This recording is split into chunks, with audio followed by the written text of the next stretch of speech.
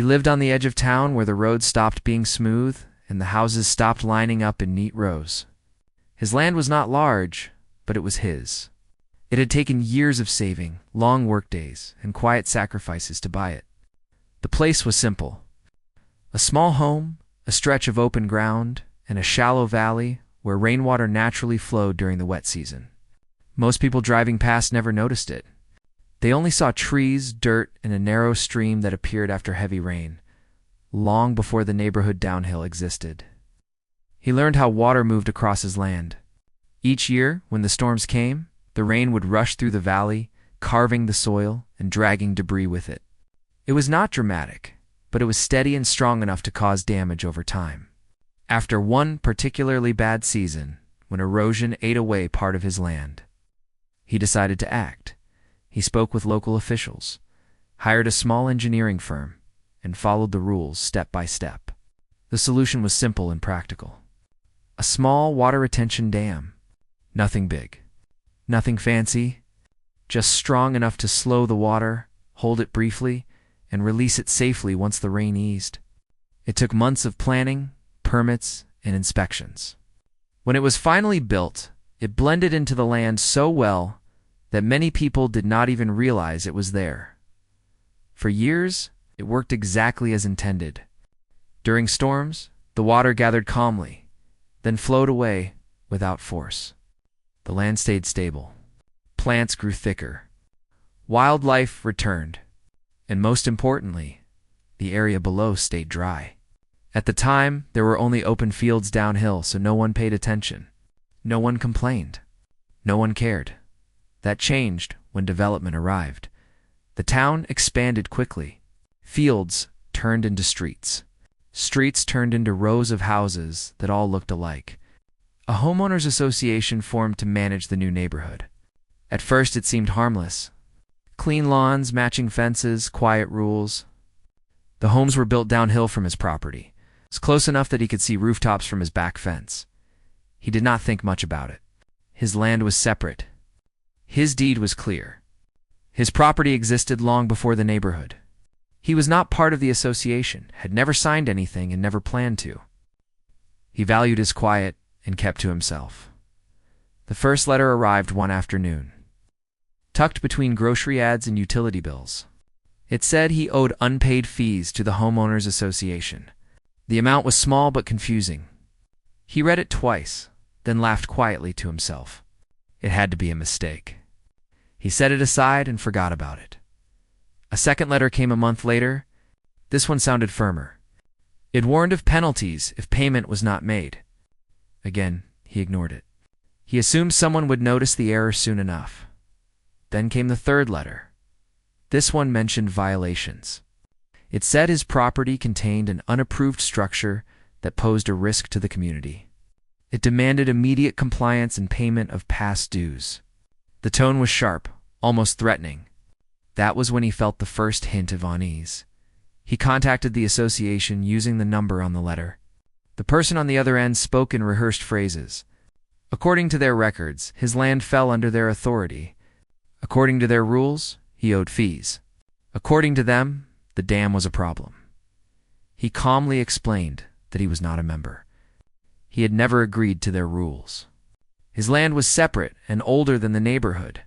The dam was legal and permitted. The response was cold. They told him the matter would be reviewed. Weeks passed. More letters arrived. Each one sounded more aggressive than the last. Late fees were added. Deadlines were set. He gathered his documents and sent copies back. Deeds, permits, inspection reports. Proof that the dam had existed long before the first house was built downhill. There was no reply. Instead, a notice appeared taped to his fence. It claimed the structure on his land was unsafe and in violation of community standards. It stated that corrective action would be taken if he did not comply. Reading it, he felt something tighten in his chest. This was no longer a mistake. This was something else. He attended a town meeting hoping to speak with someone face to face. The association board sat together, confident and dismissive. When he explained his situation, they listened with polite smiles that did not reach their eyes.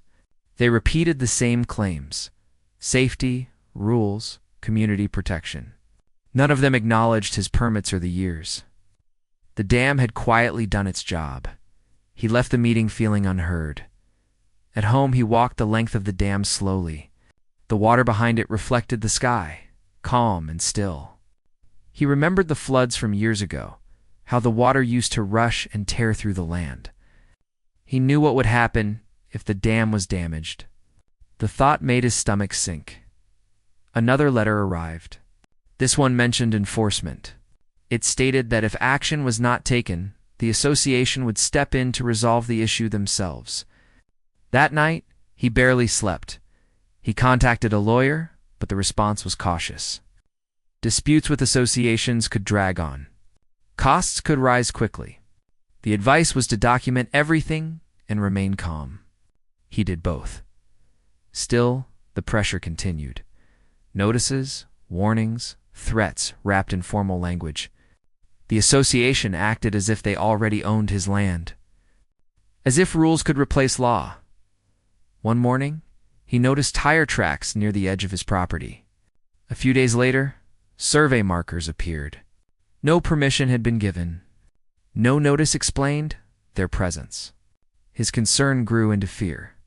Standing there, looking down toward the neat rows of houses below, he realized something important. Most of the people living there had no idea what was happening. They trusted the board. They trusted the rules. They trusted that someone else was making smart decisions for them. He knew better. The dam sat quietly, doing what it had always done, holding back water, protecting the land, protecting everything below it. And yet to those in power, it was just an obstacle, something they did not understand and did not respect as storm season approached. Dark clouds gathered more often on the horizon. The ground felt heavy. The air smelled of rain. He sensed that time was running out, though he did not yet know how quickly everything would change. This was only the beginning. Weeks passed since the first serious letter from the Homeowners Association. Every day brought a mix of letters, notices, and subtle threats. He tried to keep his life normal, tending his land, fixing fences, and watching the trees sway in the wind. But the letters kept arriving, piling up like a storm building just beyond the horizon. Each one carried the same message. The dam was unsafe, he owed fees, and action would be taken. He felt the tension growing. At first, he thought they might be bluffing, that someone would check the facts and see that the dam had been legal for years. But the letters kept coming, and the board's tone became sharper. Words like enforcement, violation, and penalty were repeated over and over. The calm, quiet life he had worked for was slowly slipping away. He decided to meet with one of the board members in person. Driving down the hill toward the neat rows of houses, he noticed how different this neighborhood felt. Everything was perfectly trimmed and organized. The lawns looked painted, and the fences were all the same color. The people he passed waved politely, unaware of what was happening above them. He felt a mix of sadness and frustration. These people had no idea the danger they were being led into. At the board member's house, he explained everything again. He showed permits, inspection reports, and old photographs of the dam during storms. He explained how it had kept water contained, preventing erosion and protecting the land below. The board member listened quietly, nodding politely. But when he finished, the response was the same. They claimed authority over his land and insisted the dam was a threat. They spoke as if history, laws, and facts did not matter. They wanted compliance, and they wanted it now. He left feeling defeated, yet determined. He returned home, walking slowly along the dam, touching the wooden beams and the soil behind them. He remembered the hard work it had taken to build it, the planning, the permits, and the inspections. Every stone and plank had a purpose. Every curve was designed to hold water safely. And now, all of it was being questioned by people who had no right to decide its fate. Back at his home, the letters escalated. One morning, he found a notice stapled to his front gate. It was larger than the previous letters, printed on official-looking paper. It stated that contractors would be sent to remove the structure if he did not comply. The language was cold and formal, but the message was clear. They were not bluffing anymore. He called his lawyer again, seeking advice. The lawyer explained that the board's authority was limited and that they could not legally remove the dam. But enforcing that could take months, maybe years. Court cases would be long and expensive. They suggested documentation, careful communication, and caution. The advice calmed him somewhat, but fear lingered. He had built the dam to protect lives and property, and now it was under threat. Days later, he noticed contractors near the edge of his property. They were surveying, taking measurements, and placing stakes in the ground. He approached them, explaining that the dam was legal, inspected, and under his control. The contractors said they had orders from the Homeowners Association and that they were to proceed regardless. Fear tightened in his chest. The letters were no longer just words on paper. Action was being prepared. He reached out to neighbors for advice, people he had known for years. Most were sympathetic but hesitant. They did not want to get involved in a dispute with the association, worried about retaliation or legal complications. One or two offered to document the activity with photos and videos, which he welcomed. It was small support, but it reminded him he was not entirely alone. Inside his house that evening, he pored over maps and documents, trying to anticipate what might happen if the dam were damaged. He studied rainfall patterns, soil stability, and downstream flow. His mind replayed past storms, how water had rushed unchecked, how fields had turned into rivers before the dam was built. He shivered. The board had no understanding of these risks. They were acting based on authority, not knowledge. Another letter arrived the next week, warning of immediate enforcement. It was signed by the board president, stern and formal. They gave a date when contractors would arrive. He called his lawyer, who said there was nothing immediate that could stop the association without a court order, and getting one could take time. The feeling of helplessness weighed heavily.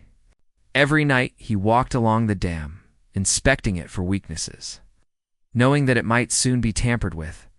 Then came the first storm of the season. Heavy rain fell for hours, dark clouds covering the sky. Water began to flow quickly through the valley. The dam held. It slowed the water, absorbed the pressure, and released it safely. The sound of rushing water was comforting, a reminder that his work was not in vain. He hoped the association could see the proof of its necessity, but he knew better. They did not come to see, they came to control. The storm passed, leaving puddles and wet soil behind. The dam was intact, but the threat was now clearer than ever. He knew that once they sent contractors, things could go wrong quickly. Water could escape. Land could be washed away. The homes below could be at risk. The thought kept him awake at night. He decided to prepare. He reinforced the dam as best as he could, documenting every detail. He took photos, made notes, and recorded videos. If a disaster happened, he wanted proof that he had done everything to prevent it. He also prepared communication for neighbors, quietly explaining the risks without alarming them unnecessarily. He hoped reason might persuade someone on the board to reconsider. The next board meeting was announced, and he attended. The room was quiet and tense. He spoke calmly, explaining the risk of removing the dam, showing diagrams and calculations. Board members nodded, listened politely, and then returned to their agenda. No decisions were made in his favor. The meeting ended, and he walked home feeling more isolated than ever. Days later, workers arrived early in the morning. Trucks rolled onto the dirt road leading to his property. Men in uniforms approached the dam, carrying tools and equipment. He stood in front of them, holding papers, permits, and inspection reports. He explained the situation again, but the workers said they had orders. There was nothing they could do without risking their jobs. Watching them measure, mark and prepare was like watching a slow-motion disaster. His heart pounded. Every cut, every stake, every disturbance could have consequences. He knew the exact moment when removing or damaging the dam could allow water to escape uncontrolled. Neighbors began to gather. Watching from a distance, some shook their heads in disbelief. They did not understand the technicalities, but they felt the tension, the injustice. They whispered about rules, authority, and fear of standing up. The man tried to reassure them quietly, telling them to keep calm and stay safe. Hours passed. The contractors did not act yet, but the message was clear. The association was serious. They were willing to override law and safety for the sake of control and fees. The man realized that confrontation might be inevitable, that words might not stop action. The dam, built with care, knowledge, and respect for the land, now faced its greatest threat not from storms, but from human decisions. That evening, he walked along the top of the dam. The water reflected the setting sun, calm and golden. He remembered why he built it. All the small sacrifices, all the hard work, all the years of patience. He whispered a promise to himself. No matter what happened, he would do everything possible to protect the land and the people below. The storm season loomed closer, and the air carried the smell of rain. The threat of the Homeowners Association loomed larger. The calm before the storm had ended. The real struggle was just beginning, and he knew that soon. Choices would have consequences far beyond letters, notices, and threats. What happened next would not just affect him, it could change the lives of everyone living downhill. The days grew darker and heavier with the approach of the rainy season. Clouds gathered over the hills, and the wind carried the sharp smell of wet earth. He knew the dam would have to face the storm soon, but now there was another challenge looming, one he could not control. The Homeowners Association seemed determined to remove or damage the dam, and he knew the consequences of their actions could be catastrophic. He spent hours each day walking along the dam, checking every plank, every stone, every inch of soil. The water behind it was calm now, but it was deceptive. He had seen before what heavy rain could do, how quickly water could gain strength and power when released all at once. He knew that if the dam were tampered with, all the careful planning, all the permits, all the work over years could be undone in a single day. He began sending letters to the board again, this time explaining in detail what could happen if the dam were removed or damaged. He included diagrams, photographs, and data on rainfall patterns and water flow. He wrote clearly and calmly, avoiding anger, hoping that reason could reach someone. He explained that the homes below were at serious risk and that removing the dam would not just be illegal, but dangerous. He warned them that any damage could affect property, lives, and safety. Days went by without a reply. The letters seemed to vanish into the bureaucratic void. Meanwhile, neighbors started to notice increased activity near the edge of his property. Surveyors and contractors appeared more frequently, sometimes taking measurements, sometimes just inspecting. They were polite, but their presence was threatening.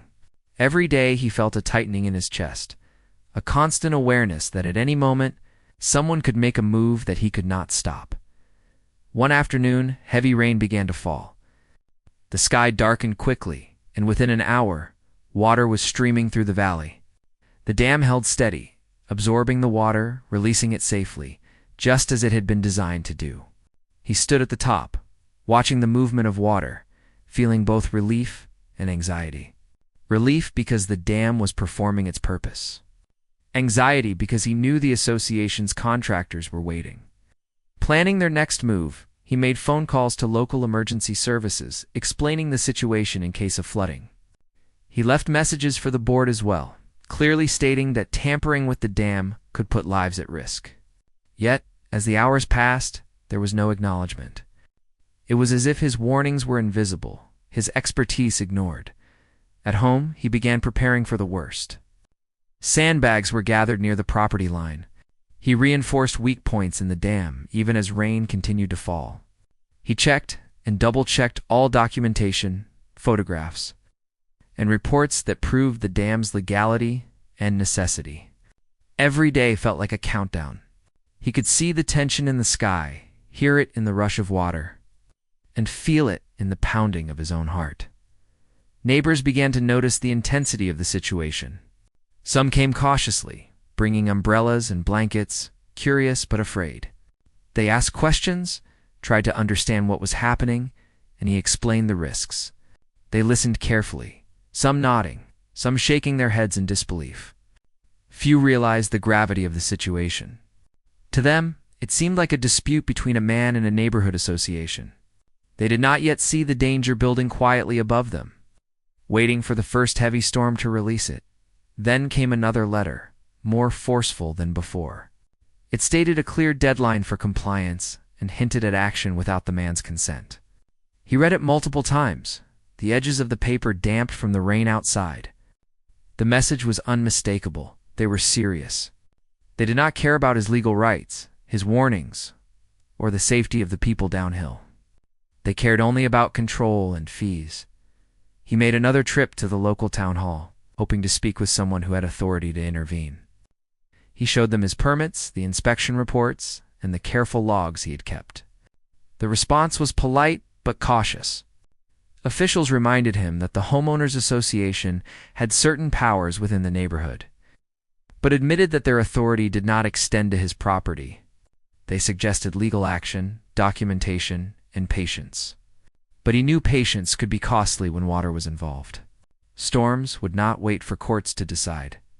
Back at home, he started noticing small signs of neglect around the dam that were unusual. Someone had been near it. Soil had been disturbed.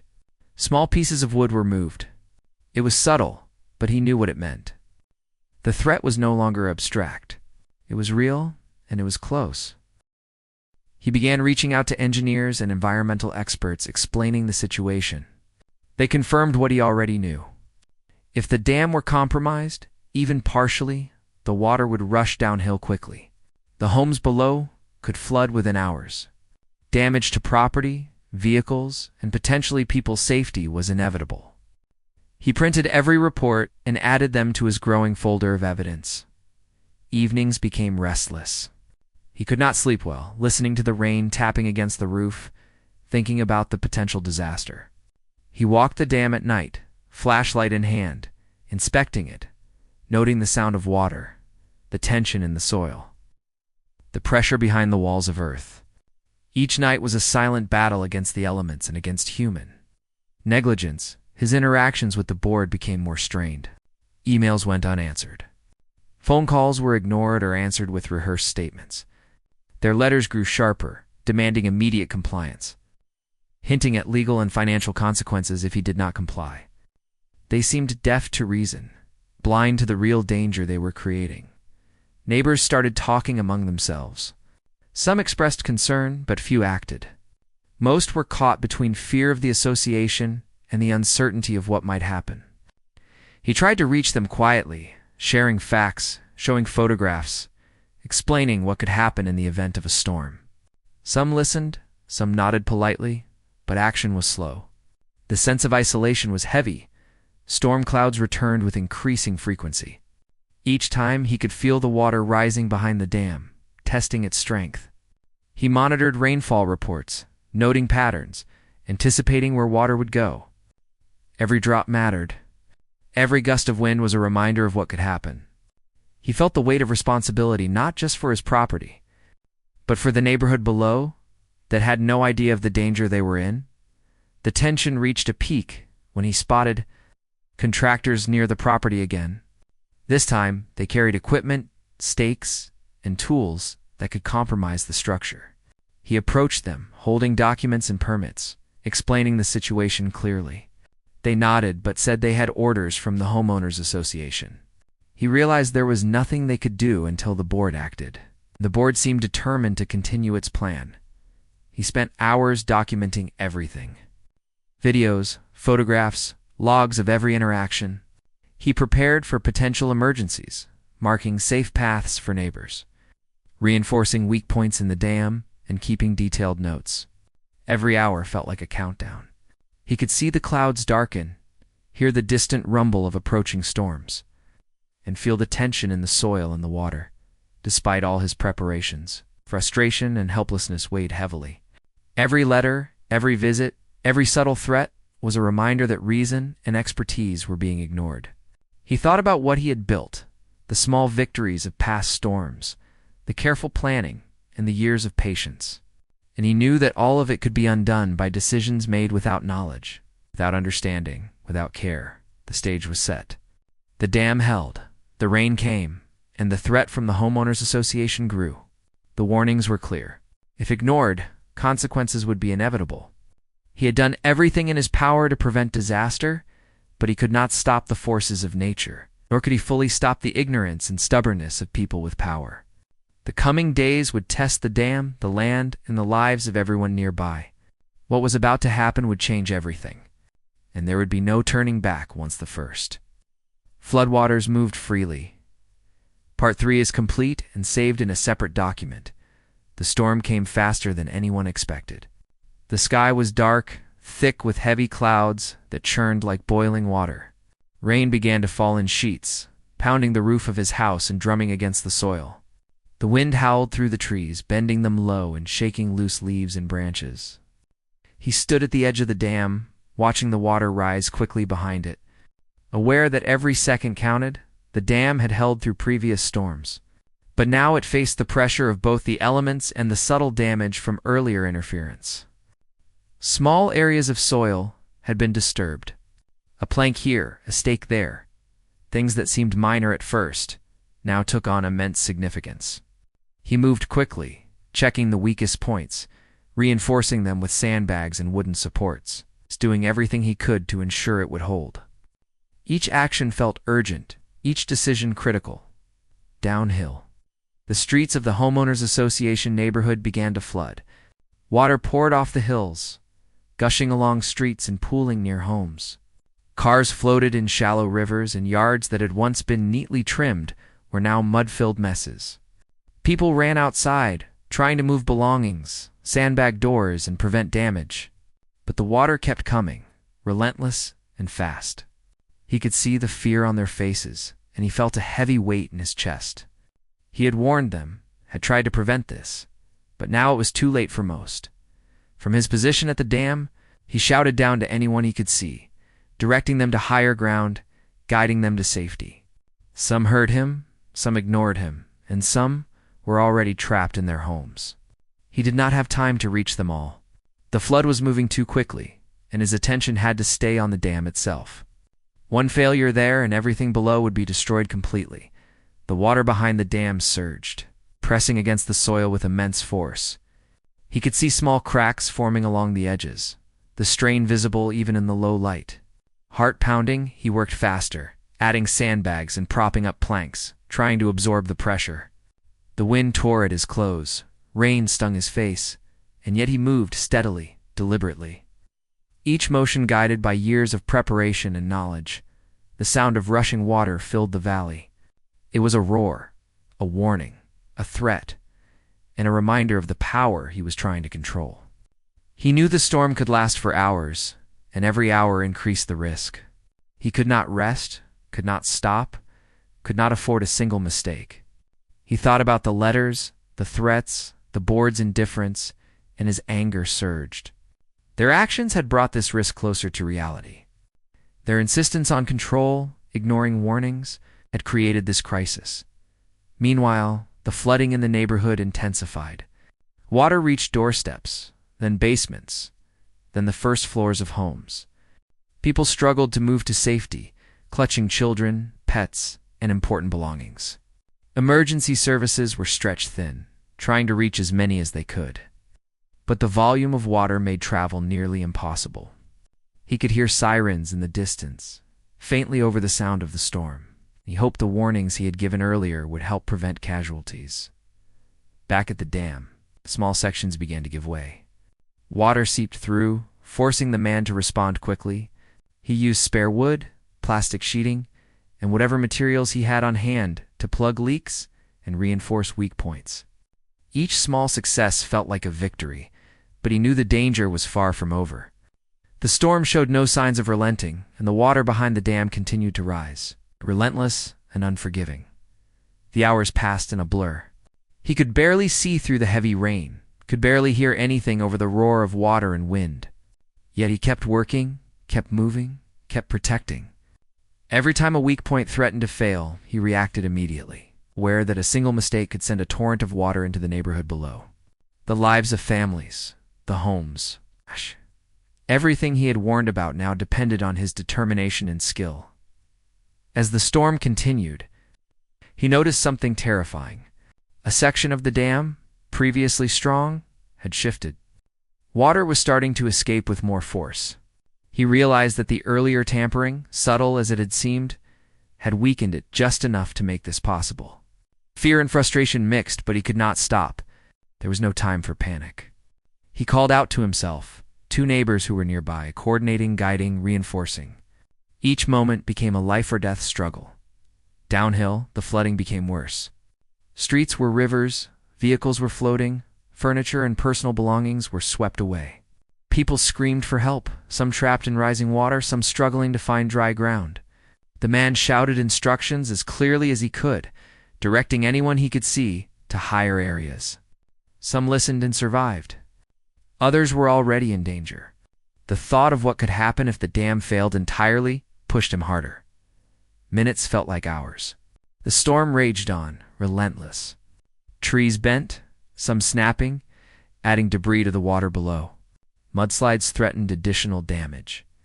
He kept reinforcing the dam, using all his strength, knowledge, and experience. The structure groaned under the pressure, but he refused to give up.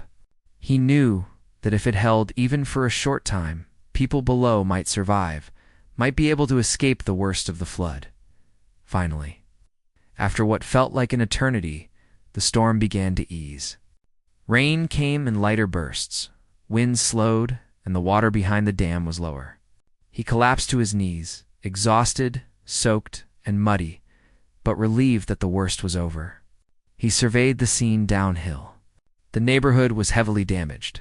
Streets were flooded, houses partially submerged, cars damaged or destroyed. People were shaken, some crying, some hugging, some trying to salvage belongings. The destruction was immense, and yet many lives were spared. Emergency services arrived in force, moving quickly to rescue those trapped and help the affected. They were surprised by the extent of the flooding, and when they saw the dam that it held, they understood that without it, the disaster would have been far worse. He provided information, guided them, and quietly helped where he could. His knowledge of the land had made a difference. Even amidst chaos, neighbors came to him, some with gratitude, some with shock. They asked how he had known, how he had managed to hold back the water. He explained simply, without pride, describing the dam, its purpose, and the warnings he had given. They listened, realizing for the first time that the risk had been real and immediate, and that their earlier trust in authority had left them dangerously exposed. The Homeowners Association, meanwhile, was in disarray. They faced questions, complaints, and the reality of the damage. Their authority had led to ignored warnings and created unnecessary risk. Investigations would follow, insurance claims would be complicated, and their negligence would become apparent to everyone involved. The man walked along the dam, finally catching his breath.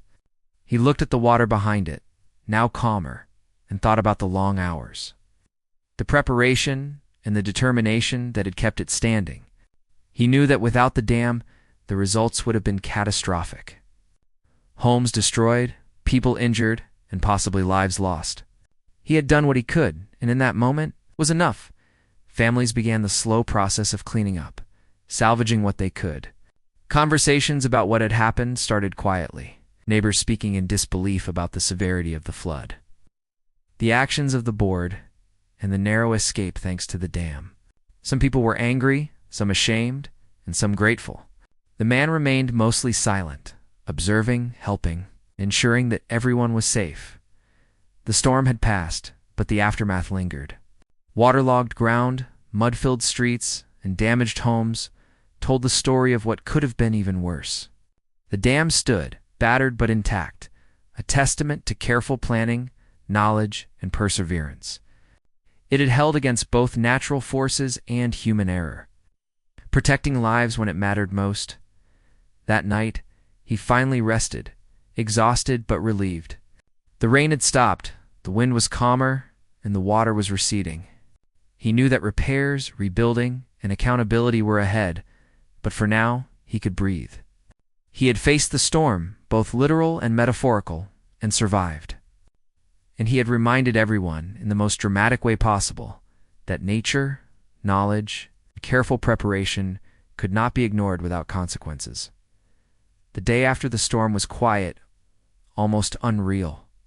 The rain had stopped, and the sun was peeking through clouds that still lingered low over the hills. Everything around looked soaked, battered, and changed.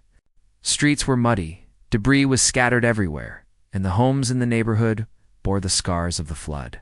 Some houses had watermarks up to the first floors, gardens were destroyed, and cars were abandoned, half submerged in muddy water. People walked slowly, many holding phones or talking to family, neighbors, and emergency workers. The air was heavy with a mix of relief, exhaustion, and shock. The man walked along the dam, inspecting it carefully. Despite the storm, it had held firm, standing as a silent protector of the homes below. He had reinforced it as best as he could before and during the storm, but the effort had been exhausting, almost overwhelming. Seeing it intact now brought a mix of relief and pride, not for himself, but for the lives that had been spared. He knew that even a small crack, even a minor oversight, could have turned the event into a tragedy. Neighbors came to him, some cautiously, some with obvious gratitude. They had seen the floodwaters and realized, perhaps for the first time, how much the dam had mattered. They asked questions about what had happened, how he knew, and why the Homeowners Association had ignored warnings. He explained calmly, detailing the history of the dam, how it had worked for years. The permits, inspections, and careful design.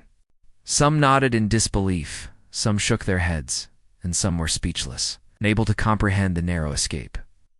News crews arrived later in the day. They filmed the damage, interviewed residents, and eventually turned their cameras toward the man in the dam. He spoke simply, without boasting, explaining that the structure had been legal, inspected, and necessary to prevent flooding. He emphasized that warnings had been sent to the association, but they had been ignored. The journalists listened carefully, understanding the story of both nature's power and human negligence. Meanwhile, the Homeowners Association faced a storm of their own. Complaints poured in from residents, many angry and upset that their board had dismissed warnings and taken actions that contributed to the flood's severity. Insurance companies began investigating, realizing that negligence and unauthorized actions by the board could complicate or invalidate claims. The association's authority was questioned, and internal tensions rose as members argued over what had gone wrong. The man received letters from some of the neighbors, thanking him for his efforts.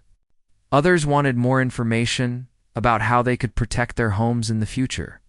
He shared advice, tips, and strategies, not out of pride, but to ensure that people understood the importance of preparation and caution. The sense of community, small as it was, began to form amid the chaos. Engineers and experts came to assess the dam and surrounding land. They confirmed what the man had already known. The structure had performed perfectly, holding back water that could have flooded homes and streets much more severely. They noted the areas where earlier disturbances had weakened it, a reminder of how close disaster had come. Their reports were thorough and their conclusions clear. The dam had prevented a catastrophe, and human interference had made the storm risk higher than necessary. The Homeowners Association had no real defense. Legal advisors told them that their actions regarding the dam were questionable at best and illegal at worst. Internal investigations began, and board members faced possible lawsuits from residents and claims of negligence. Many residents were outraged that authority had been misused, while others were simply relieved to have survived the flood with minimal injuries. Over the next few days, the neighborhood slowly began to recover. Streets were cleared, water pumped out of homes, and debris removed. People helped one another, sharing tools, cleaning supplies, and meals. Some volunteers came from neighboring towns to assist. The man continued to check the dam, now more cautiously, repairing minor damage caused by the storm. He remained humble, quietly satisfied that his work had prevented much worse. Meetings were held among the residents, discussing what had gone wrong and what could be done to prevent future disasters. Many were critical of the board and insisted on stronger oversight. Others suggested improvements in drainage, emergency plans, and early warning systems. The man attended a few of these meetings, speaking when necessary, offering insight without judgment. His role was clear to everyone. He had been the one who knew the land, the water, and the risk, and his knowledge had saved lives. As weeks passed, repairs continued. Homes were restored, streets cleared, and gardens replanted. Insurance claims were processed, although some residents faced challenges due to the negligence of the board. The Homeowners Association saw changes in leadership as members resigned or were replaced.